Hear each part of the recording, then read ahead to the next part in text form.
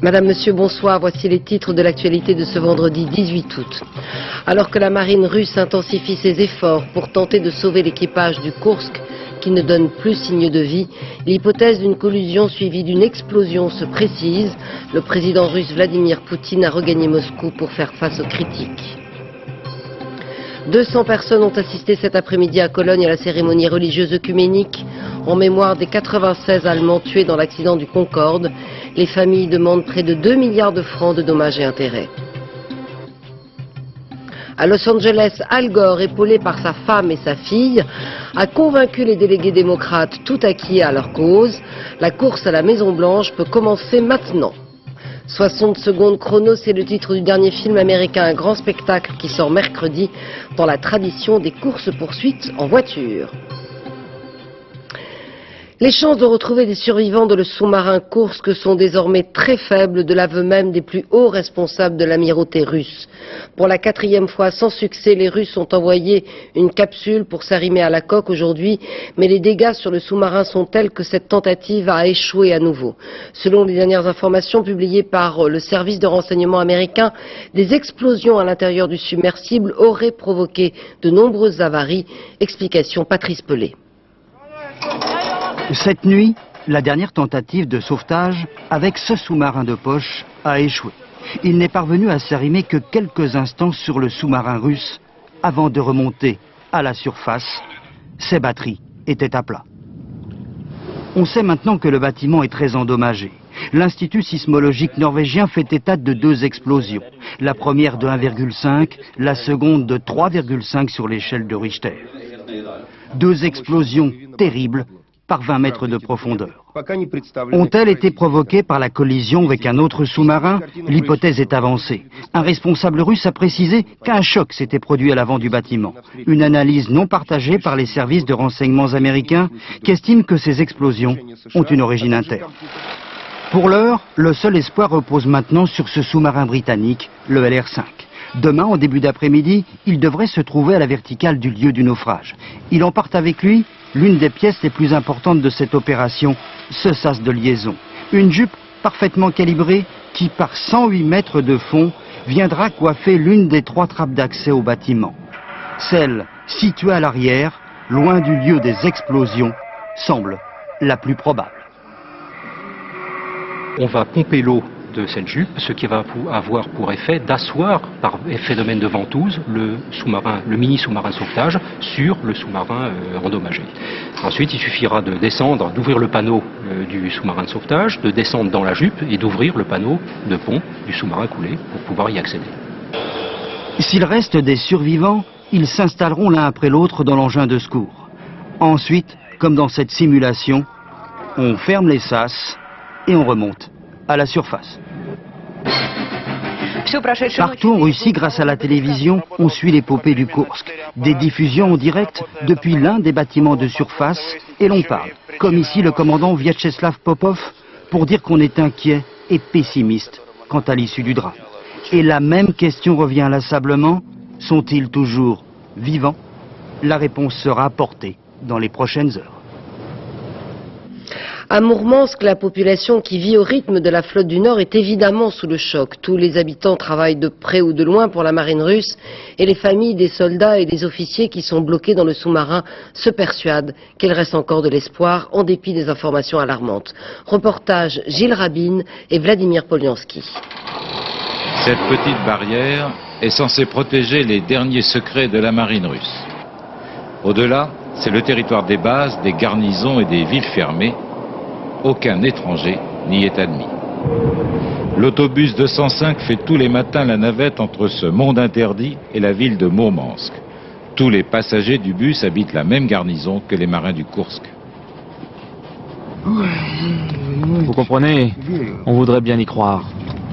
Mais comment ça pourrait se faire? Ça, personne ne sait. On voudrait bien y croire.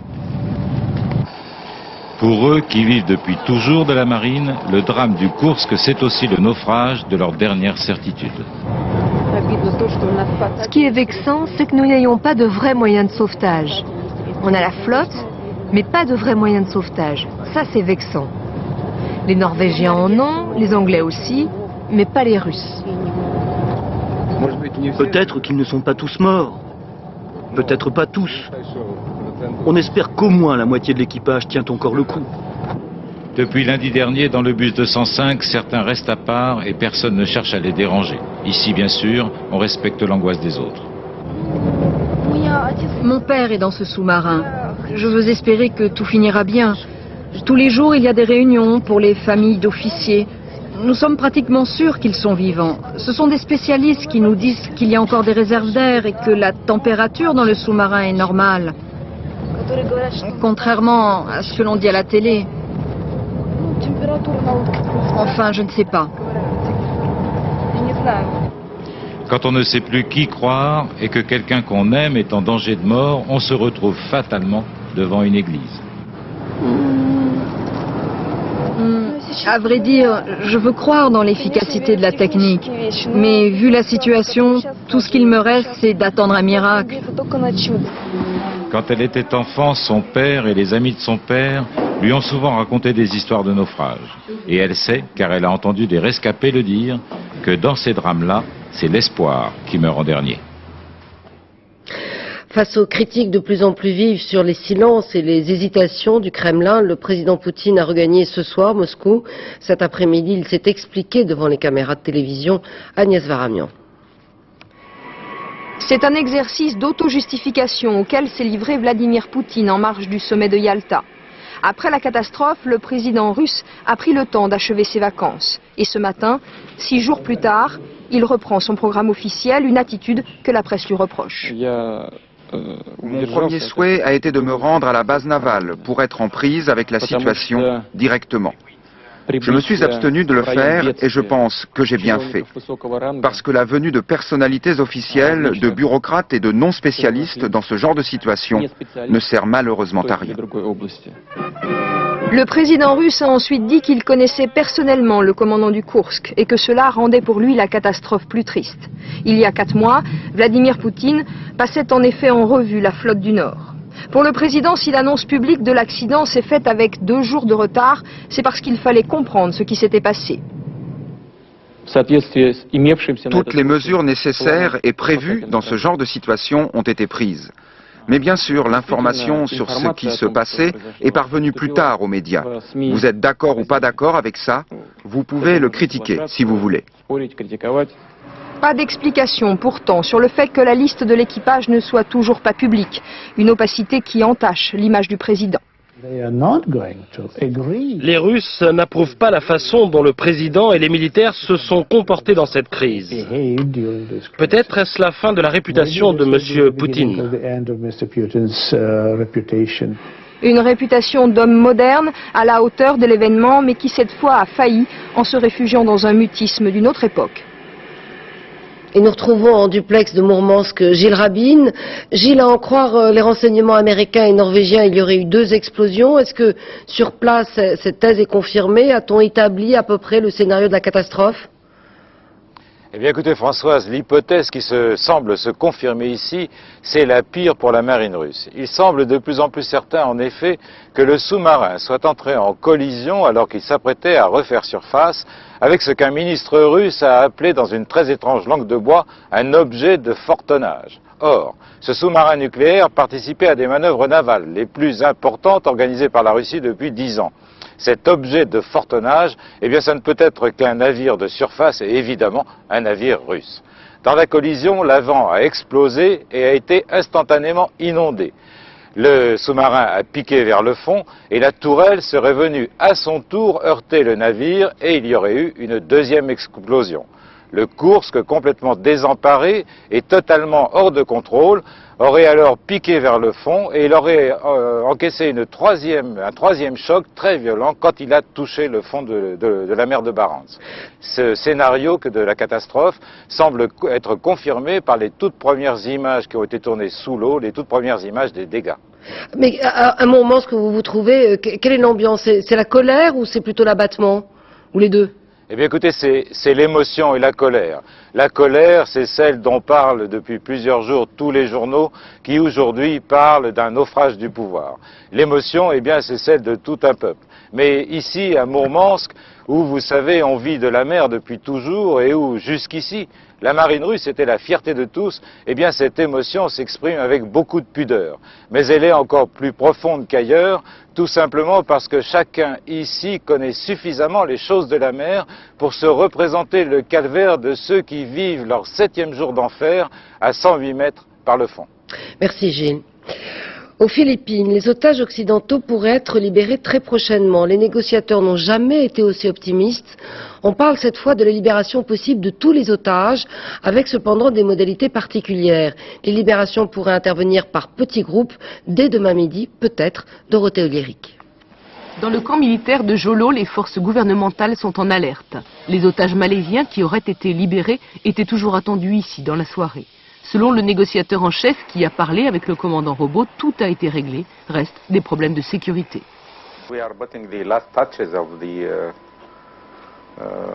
En ce moment, nous réglons les derniers détails pour les libérations. Il faut prendre en considération tous les problèmes de sécurité pour que les libérations se déroulent sans incident. Officiellement, les otages malaisiens ont été remis à un émissaire, mais en fin de journée, ils étaient toujours en zone contrôlée par les rebelles. À Zamboanga, sur l'île voisine, une délégation malaisienne est arrivée ce matin pour récupérer ses ressortissants. Les officiels étaient accompagnés du père de l'un des otages, qui n'avait pas la confirmation de la libération, mais se disait optimiste. À Manille, le négociateur en chef a tenu aux ambassadeurs des pays concernés un discours pourtant catégorique, en affirmant que tous les otages seraient libérés à partir de samedi midi. Il y aura les Européens, les Sud-Africains et aussi les 3 Français. Et les journalistes français? Oui, y compris les 3 journalistes français. Selon le scénario avancé par Roberto Aventarado, les otages seraient donc libérés en 3 groupes. Après les Malaisiens, ce serait le tour des 7 touristes européens avec 2 Sud-Africains, puis en dernier, nos confrères de France 2. Et nous retrouvons en direct à Zamboanga Laurent Boussier. Alors Laurent, vous venez de rencontrer justement le négociateur philippin Roberto Aventarado. Vous pouvez nous confirmer que les otages vont être libérés au fur et à mesure dès demain? Écoutez, c'était effectivement il y a quelques minutes une conférence de presse improvisée sur la base militaire de Zamboanga. Robert Aventarado, rentré précipitamment de Manille, annonçait devant la presse que demain, tous les otages devaient être libérés, tous les otages, y compris nos 3 amis de France 2. Alors, c'est une très bonne nouvelle, évidemment, mais qu'il faut prendre un petit peu avec prudence. Dorothée Olyric vous le disait, on annonçait ce matin la libération des 3 Malaisiens, dont on est pour l'instant sans nouvelles. Il se pourrait même qu'ils n'aient pas encore quitté le camp dans lequel ils étaient détenus. Cela dit, c'est vrai qu'on n'a jamais été aussi proche d'une libération. On peut toujours, malheureusement, dans de telles circonstances, craindre quelques petits problèmes techniques de dernière minute. Les problèmes de sécurité pour les chefs des rebelles, pour les chefs du groupe Abu Sayyaf, ont été évoqués. On a appris ce matin, par exemple, que 2 des chefs du mouvement Abu Sayyaf avaient demandé leur expatriation vers leur refuge vers la Libye et que le commandant robot lui-même, celui qui détient physiquement les otages, demandait des garanties de sécurité pour lui et pour sa famille. Laurent, est-ce que vous savez tout de même comment à peu près va se dérouler la journée de demain? Écoutez, normalement, d'après ce qui est prévu, d'après ce qui a été négocié entre les négociateurs philippins et libyens d'un côté et les représentants du groupe Abu Sayyaf de l'autre, la journée devrait se passer comme suit. Dans la matinée, les ambassadeurs français, allemands, finlandais, sud-africains et un représentant du gouvernement libanais devraient quitter Manille pour venir ici à Zamboanga. Dans le même temps, c'est-à-dire dans la matinée, les otages devraient être regroupés par petits groupes, des négociateurs devraient aller les chercher dans les camps où ils sont détenus et regroupés dans une base militaire sur l'île même de Jolo. À partir de là, on estime que ce serait vers 13 h, un balai d'hélicoptères qui ferait des allers-retours entre l'île de Jolo, distante de moins de 120 km de la ville de Zamboanga. Un balai d'hélicoptères devrait amener au fur et à mesure ces otages ici sur l'île de Mindanao à Zamboanga, des otages qui après partiraient vers une autre destination et rejoindraient certainement l'Europe via la Libye, via Tripoli. Merci Laurent, et j'ajoute que 13h heure locale, ce qui fait évidemment 7h heure de Paris, et que de son côté le Quai d'Orsay a annoncé ce soir dans un communiqué qu'Hubert Védrine était prêt à se rendre à Tripoli si besoin était. À Cologne, en Allemagne, une cérémonie religieuse œcuménique avait lieu cet après-midi à la mémoire des 96 Allemands tués dans l'accident du Concorde, en présence du chancelier Gerhard Schröder. Et pendant que les familles se recueillent, les avocats commencent à négocier. Près de 2 milliards de francs d'indemnités sont demandés. David Boéry. Recueillement et prière. Une nouvelle fois, les familles des victimes du Concorde se sont réunies en mémoire de leurs proches. Une cérémonie œcuménique dans la cathédrale de Cologne. Au premier rang, Gerhard Schröder, le chancelier allemand. Juste derrière lui, Jean-Cyril Spinetta, le PDG d'Air France. L'émotion est toujours vive. Pourtant, en Allemagne, 4 semaines après la catastrophe, certains ont déjà d'autres préoccupations. Ils réclament de l'argent, beaucoup d'argent. Les avocats des victimes demandent 300 millions d'euros, près de 2 milliards de francs, à la compagnie française. Les règles américaines prévoient 19 millions de francs de dédommagement par personne. C'est pour ça que nous demandons cette somme. Lors des négociations, nous verrons si une compagnie de la réputation d'Air France peut se permettre de refuser. 19 millions de francs par victime, c'est en moyenne ce que la justice américaine accorde après une catastrophe aérienne. Tous les avocats ne font pourtant pas ce calcul. Pour certains, parler d'un montant est aujourd'hui prématuré. Il est vrai qu'aux États-Unis, ce type de chiffre peut être obtenu, mais nous n'en sommes pas là en France. Pour l'instant, le juge français est saisi, la catastrophe a eu lieu en France. C'est devant la justice française qu'il convient pour l'instant, devant la justice pénale, de rechercher la vérité. Dès le lendemain de la catastrophe, Air France avait promis d'indemniser toutes les victimes. Chacune d'elles recevra au minimum 140 000 francs. Pour le reste, les assureurs négocient directement avec les familles, au cas par cas. À Versailles, le tribunal a condamné à 4 mois de prison, dont un ferme, le propriétaire de 2 pitbulls qui avait grièvement blessé un enfant de 9 ans le 23 juillet dernier à Trappes. Le petit garçon qui jouait au ballon avait été attaqué par les 2 chiens.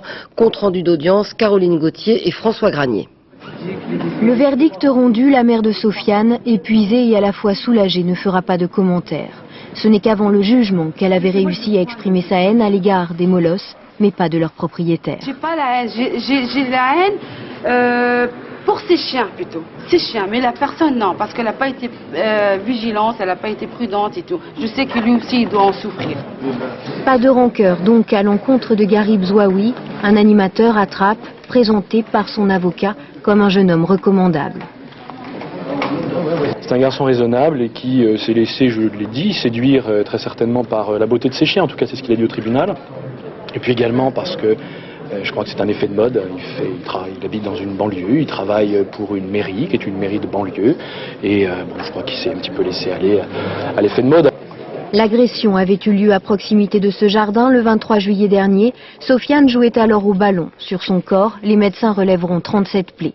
Des plaies infligées par 2 molosses en totale illégalité. Pas de déclaration en mairie, pas de vaccin, pas d'assurance, comme le veut pourtant la loi. Garib Zouaoui a été condamné à 1 mois de prison ferme et 3 mois avec sursis. Il devrait retrouver la liberté vendredi prochain au plus tard. Mais sans ses chiens, confisqués, les 2 pitbulls seront piqués. L'agriculteur Jean-Pierre Capel a quitté cet après-midi la prison d'Évreux. Une centaine de militants de la FDSEA l'attendaient. Il avait été condamné pour violence volontaire avec arme lors d'une manifestation le 14 juin dernier. Rappel des faits avec Julien Beaumont. L'ouverture est mince, mais le fils de Jean-Pierre Capel ne peut plus attendre. Son père est enfermé ici depuis 65 jours, alors il guette le moindre signe de sa libération.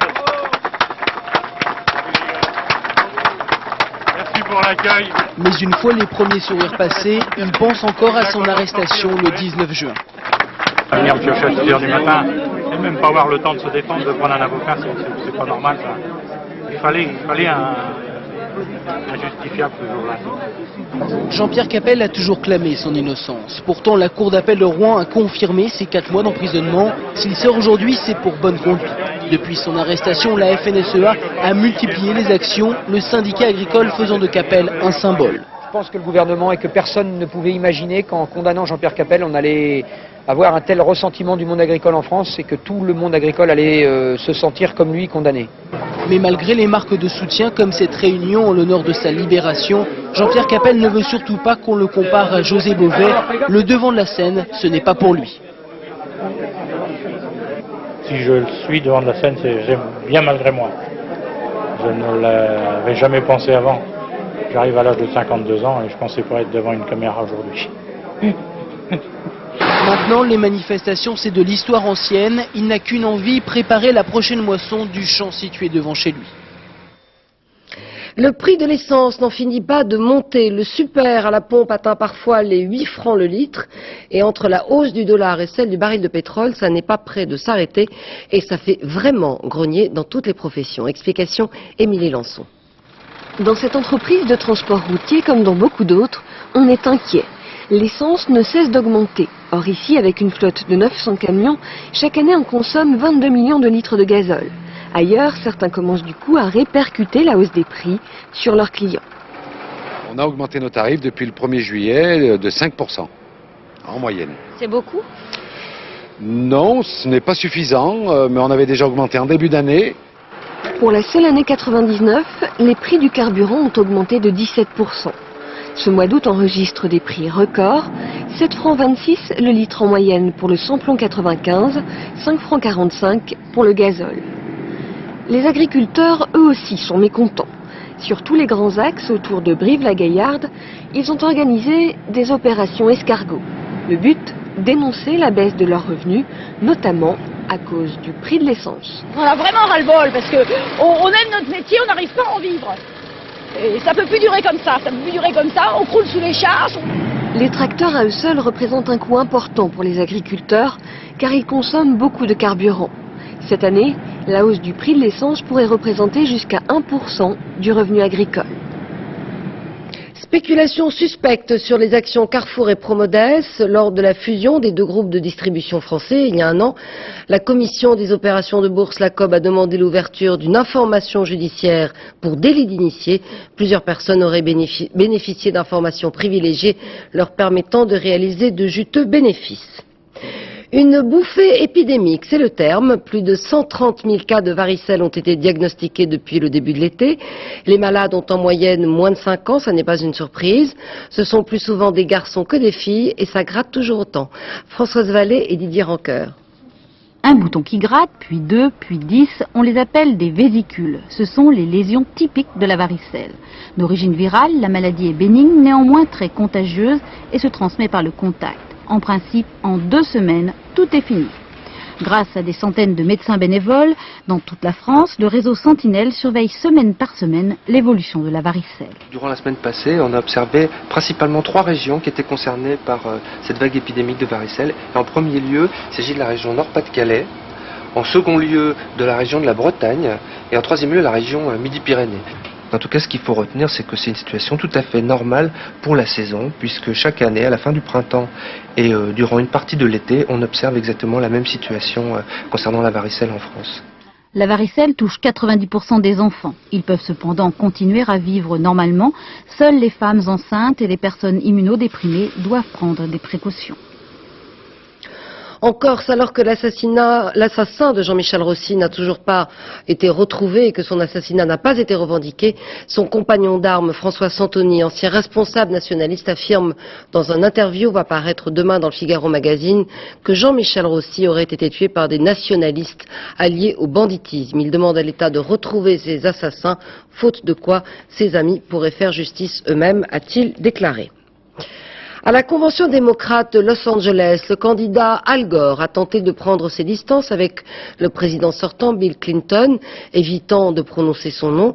Le candidat démocrate a cependant repris tous les thèmes chers à son parti, promettant une Amérique meilleure et plus juste. Reportage sur place, Étienne Lénart. Depuis des semaines, les médias américains à propos d'Al Gore ne se posent qu'une question. Comment cet homme, réputé en privé si agréable et qui hier soir étreignait son épouse à presque l'étouffer, comment cet homme ovationné par la foule des militants démocrates et lui-même visiblement ému par tant d'encouragement, a-t-il de si grandes difficultés à plaire à l'Amérique? Les organisateurs de la convention avaient décidé de montrer la face intime du candidat. C'est ainsi qu'on le vit en maillot de bain, en grand-père gâteau, son petit-fils sur les genoux, et en père de famille attentionné disant la prière du repas dominical. On entendit sa fille parler d'un père merveilleux, sa femme visiblement heureuse de leur mariage trentenaire. Mais tout cela suffit-il à conquérir le cœur des Américains lorsque l'on reconnaît soi-même ses propres insuffisances? Si vous me portez à la présidence des États-Unis, je ne serai jamais le politicien le plus séduisant. Mais je m'engage à travailler pour vous chaque jour et à ne jamais vous laisser tomber. Al Gore a plaidé pour une Amérique plus juste en défendant les thèmes porteurs dans l'électorat démocrate du droit à l'avortement au salaire minimum.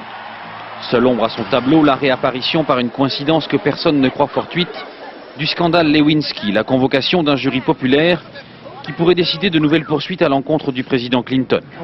Un président encombrant jusqu'au bout pour celui qui pendant 8 années est resté sagement tapi dans l'ombre. Les stratèges autour d'Al Gore avaient tout fait depuis le début de la semaine pour tenter de dissocier l'image de leur candidat de celle du président Clinton. Et les nouvelles en provenance de Washington ont temporairement en tout cas annihilé ces bonnes résolutions. À Rome, les centaines de milliers de jeunes qui sont rassemblés depuis le 15 août partagent leur temps entre instruction religieuse dans la journée et concerts le soir. Si le matin est consacré à la réflexion spirituelle, la soirée est plutôt orientée à la fête, car ces jeunes catholiques pratiquants gardent aussi un certain recul vis-à-vis de l'Église. Reportage Elsa Margou et Philippe Jasselin. Ils sont jeunes, ils sont amoureux et ils sont catholiques. Pas facile de concilier les principes de l'Église et la société dans laquelle nous vivons. Pour ces jeunes croyants, la question délicate de la sexualité avant le mariage relève avant tout d'un choix personnel et de l'amour. Dans les jeunes autour de nous, c'est vrai que quand on a une position de dire non, je ne coucherai pas avant le mariage, c'est vrai que ça paraît complètement inconcevable parce que c'est très dur de tenir, parce que la majorité des jeunes autour de nous ne partagent pas du tout cette opinion. Et non, c'est vrai que c'est très dur. Maintenant, on connaît énormément de filles qui se marient à 28 ans, donc tout de suite déjà, on connaît plus de garçons, je pense, avant qu'autrefois. Donc je pense que c'est un peu dépassé quand même le fait de... Oui, mais je pense aussi que justement la liberté sexuelle avant le mariage, en fin de compte, c'était interdit par l'Église, mais ils voulaient montrer une ligne de conduite. Maintenant, je pense que la société s'est adaptée et ce qui prime avant tout, c'est l'amour. Avoir l'énergie. L'amour de l'autre, n'est-ce pas d'ailleurs ce qu'enseigne l'Église elle-même? À Rome, les catéchèses font un tabac auprès des jeunes. Mais écouter les messages de l'Église ne signifie pas pour autant la suivre aveuglément. Il ne faut pas rejeter en bloc tout ce qui est question d'avortement parce qu'il y a quand même des situations dans lesquelles il ne faut pas se leurrer. Je pense que c'est... Enfin, de toute façon, c'est toujours le choix de la personne. On ne peut pas non plus critiquer son choix. C'est elle qui l'a choisi, c'est sa vie. Quand l'Église dit de ne pas utiliser les préservatifs, c'est pas bon parce que chez nous en Afrique, il y a trop de maladies. Bon, là, quand le sida est là, et on dit de ne pas utiliser les préservatifs, c'est pas bon. Je trouve qu'il y a vraiment certains cas où le pape, l'Église, reste trop rigide. Ils devraient plus s'écouter et à ce moment-là on voit qu'il y a de moins en moins de prêtres, de religieuses, mais c'est normal. Il y a vraiment trop de sujets où je pense l'Église reste vieillotte. Des jeunes bien d'aujourd'hui peuvent-ils faire évoluer une Église qui date un peu d'hier? Peut-être est-ce là tout l'enjeu des JMJ. Les loups se plaisent dans les Alpes du Nord, au point que depuis plusieurs années, les bergers d'Isère et de Savoie se plaignent de retrouver des bêtes égorgées. Certains demandent même l'extermination des loups. Reportage dans le massif de Beldonne avec Benoît Gadré et Thierry Simonet. Jean-Pierre Vincent est de ceux très rares qui ont vu le loup. C'était ici, au mois de mai, en pleine journée.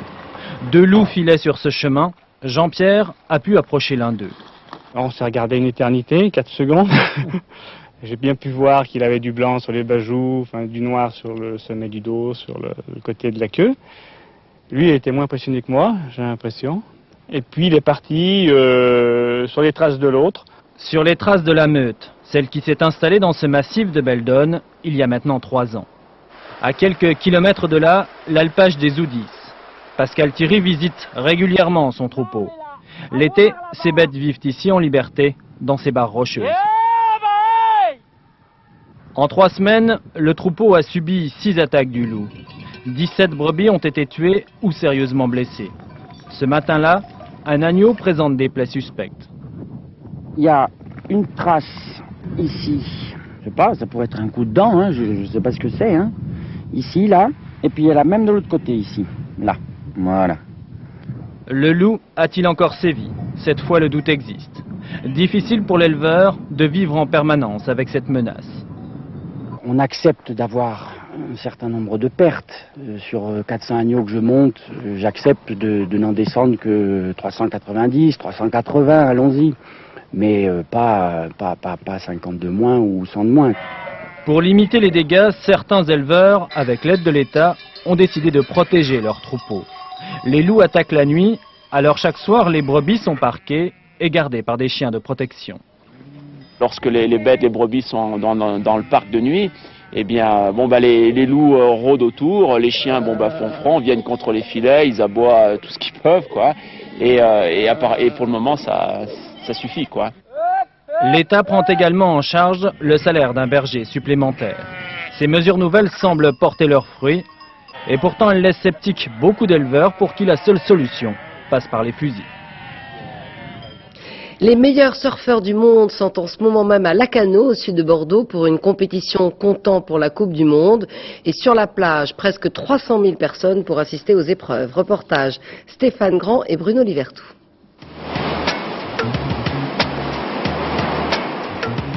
Bien sûr, il y a la vague, l'Everest du surfeur, à la glisse à la mort, ce rouleau qui compresse, ce rouleau qui caresse.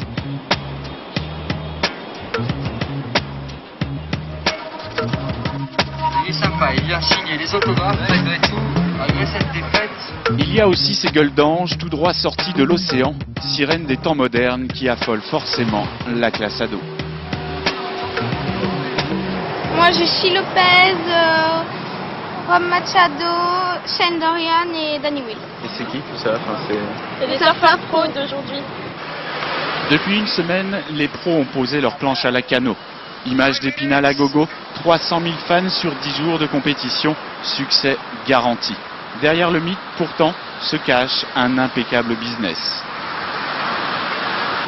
Grâce un petit peu au marketing et aux vêtements, on est arrivé à faire en sorte que cela devienne plutôt une façon de vivre, un mode de réflexion. Et c'est pour ça que, si vous voulez, le marché du surf s'est développé très fort, on va dire depuis les années 80-90.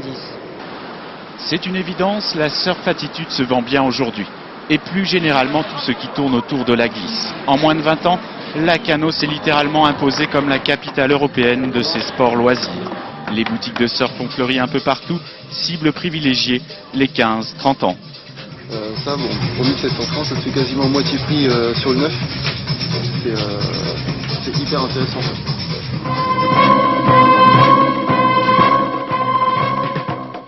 Attention toutefois, avant de se lancer dans le grand bain, il faut compter au minimum 2000 francs pour s'équiper. Après, il y a les cours, les stages pour apprendre, un passage quasi obligé avant d'aller se frotter à la vague que seuls les meilleurs au monde sont capables de dompter.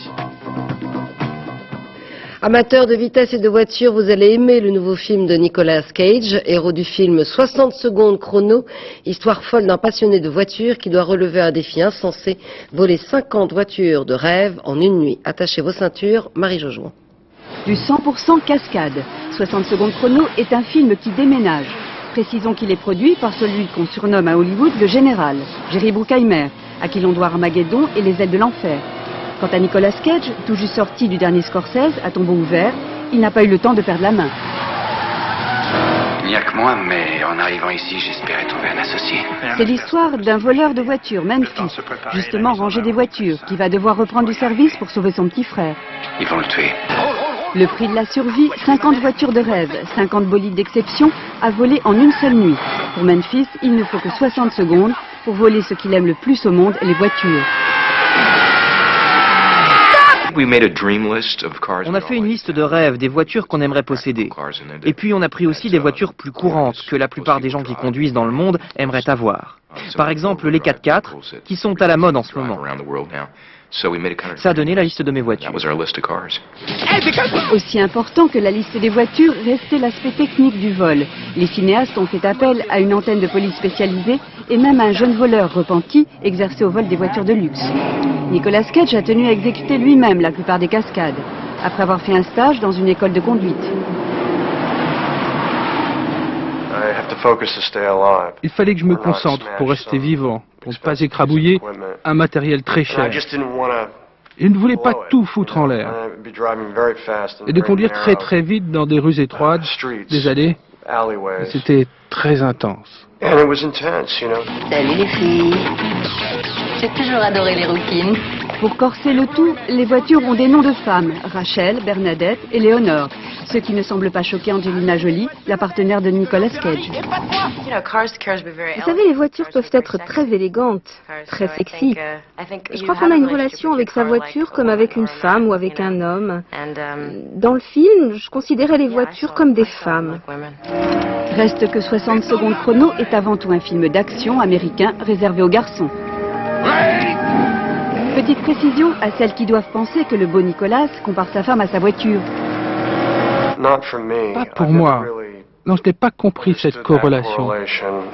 Alors, rassuré, dans son prochain film, Nicolas devrait à nouveau endosser son costume de Latin Lover. C'est la fin de ce journal. Je vous en rappelle les deux principaux titres. Alors que la marine russe intensifie ses efforts pour tenter de sauver les survivants du Koursk qui ne donnent plus signe de vie, l'hypothèse d'une collision suivie d'une explosion se précise. Le président russe Vladimir Poutine a regagné Moscou pour faire face aux critiques. Et puis aux Philippines, les otages occidentaux devraient être libérés très prochainement, annonce ce soir le négociateur philippin. Les libérations pourraient intervenir en 3 groupes à partir de demain midi. Dans quelques instants, la météo, Nathalie Riouet, puis le point route avec Yves Cara. 20h50, votre policier du vendredi, quai numéro 1. Minuit 50, dernier journal, Florence Duprat. Je vous retrouve dès demain 13h. Très bonne soirée sur France 2. Au revoir.